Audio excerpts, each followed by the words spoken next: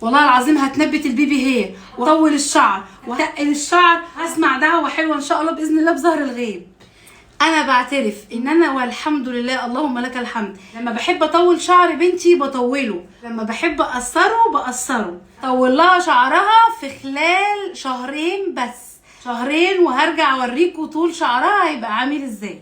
دي مش شطاره مني، الوصفه دي عن تجارب قسما بالله. ما هتلاقي حد يديك الوصفه دي على السوشيال ميديا. استحلفتك بالله لايك وشير للفيديو دوت عشان كل الناس اللي بتعاني تستفيد منه، ومش محتاجه منك غير دعوه حلوه قوي من القلب. لايك وشير ويلا بينا. اول حاجه هبدا بيها هجيب ميه سخنه بتغلي بالشكل ده، هنزل فيها بعود قرفه خشب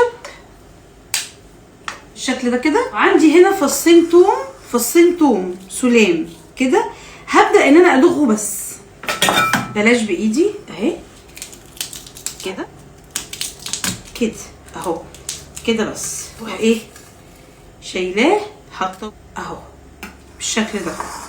هنا عندي 10 مسامير من القرنفل السليم، 10 مسامير من القرنفل السليم. هحط ورق لوري. هاجي بعد كده اجيب بصلايه. لو عندي بصلايه صغيره ده يبقى افضل، انا عشان ما عنديش بصل صغير هاخد نصها بقشرها كده بالشكل ده وانزل بيها. حتى القشره دي هرميها اهي، انا محتاجه القشره اكتر من البصله نفسها بالشكل ده. هنا انا عندي روزماري فريش، انتي عادي ممكن تجيبي الروزماري اللي هو الناشف من عند العطار وتحطي منه معلقه كبيره هرميه مليانه. انا هحط دي اهي لان هو ده المتاح عندي، لكن الصراحه لو كان موجود الناشف انا كنت برضو هحطه. الكلام ده كله هاخده اغليه على النار، بس وانا بغليه على النار لازم اكون مغطيه عشان احافظ على الزيوت بتاعت الاعشاب ديت ما تطلعش لفوق وتتبخر مني. هسيبه يغلي كده لمده 10 دقايق لغايه ما تتقل كده الميه واقول لك هنعمل بيها ايه. هنا بقى بصوا بعد ما غليت معانا، بصوا اللون، نزلت كل الاعشاب بتاعتها. عندي هنا مصفى وطبق، اروح مصفيه كل الكلام ده كده. شايفين الميه دي؟ هي ده الكنز اللي انا عايزاه. بما ان انا حاطه في الميه ديت روزماري، فالروزماري من الحاجات اللي بتنشف الشعر جدا، فعشان اطر الدنيا هعمل ايه؟ هنزل هنا بكوبايه صغيره من الزبادي، كوبايه الزبادي اللي هي من غير سكر العاديه دي بلدي او اي حاجه، هنزل بكوبايه منها. وعندي هنا شويه من البلسم بتاع الشعر، اي نوع بلسم انت بتستخدميه اي نوع. هنا عندي حاجتين مهمين. نوع الصدر اللي انا بستخدمه لازم يكون صدر اصلي مش مغشوش. طب دوت يا ياسمين يجي منين؟ الصدر اللي هو الاصلي دوت بيجي لي من المدينه المنوره من السعوديه، هي نص كوبايه من الصدر المطحون الاصلي. وهنا بقى عندي شويه حنه، الحنه هنا اختياري لو مش عندك، بس الحلوه قوي بتغذي الشعر جدا اهو. انا حاطه هنا برضو نص كوبايه من الحنه، لكن انا ما عنديش حنه هتحطي كوبايه صدر مطحون كامله.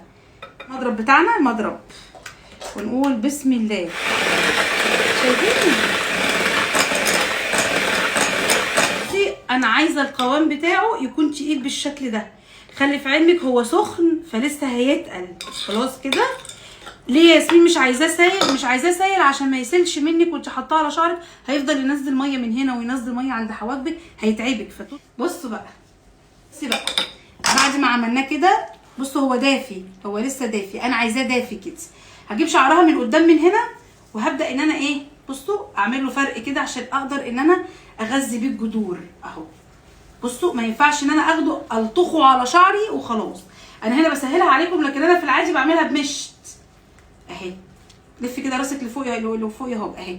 بصوا انا جبت الحته اهي باللي تحتها خلاص. اروح جايبه الخصله دي كده اللي من قدام عشان عايزه البيبي هير كمان يطول اهو، واروح عامله كده واخده كده. مش هحط فرشه ولا حاجه، انا عندي فرشه والله، بس انا بسهلها عليكم. بفتح الجذور والبيبي هير اللي من قدام. استني يا دود كده، انا خلصت من قدام. لا لسه، انا عايزه البيبي هير بتاعي يبقى كله ايه، طويل، عايزاه ينبت كده بقى. بصوا انا خلاص خلصت الجذور كلها. اعمل ايه بقى؟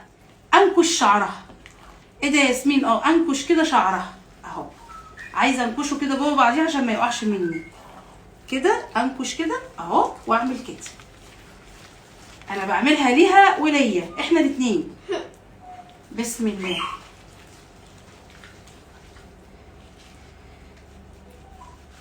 انا هنا مش هغطي الشعر، انا مش هغطيه. تعالي يا هاجر لف كده، انا هسيبه عشان انا لو غطيته هيقعد يعرق من جوه وينزل ميه ويضايقك طول اليوم. طب ياسمين اقل حاجه يتحط على الشعر قد ايه؟ اقل حاجه يتحط 6 ساعات. طب لو انا حطيته يوم كامل يبقى يا وعدك ويا بختك من اللي هتشوفيه. طب لما اجي اغسله، لا لازم تغسليه بحمام كريم وبلسم وتسيبيه على شعرك كتير، لان الروزميري والسدر الاتنين بينشفوا الشعر. الاتنين بينشفوا الشعر، واحنا مش عايزين الشعرايه تتكسر. في سؤال هتساله في الكومنتات فهجاوب عليه هنا. طب انا عامله بروتين، طب انا عامله كرياتين، طب انا عامله بتاع بطارخ مش عارفه ايه، اعمليها شغاله معاكي مفيش اي مشكله ولا اي حاجه. بس الشامبو وبلسم ضروري جدا، ضروري جدا ان انت تستخدميه. سيبها كده وشعرها يتغسل عادي جدا بعد اليوم كامل. هنسيبها اليوم كامل بالشكل ده، وبعد كده نغسل لها شعرها ونعمله حمام كريم ونلفه كده، هتبصي تلاقي شعرك يبقى ناعم. ياسمين امتى اشوفي النتيجه بتاعت ياسمين امتى اشوفي النتيجه بتاعت الصدر اللي انت عملتيها ده؟ خلال شهرين. بيتعمل كام مره في الاسبوع؟ بيتعمل مرتين على الاقل في الاسبوع، ولو 3 مرات يبقى يا سيدي مشكله، بس مرتين حلوه قوي في الاسبوع لمده شهرين. بعد شهرين قيسي شعرك وشوفي البيبي هير من قدام، وساعتها ابقي ارجعي في الكومنتات واكتبي لي اذا كان عندي حق ولا لا.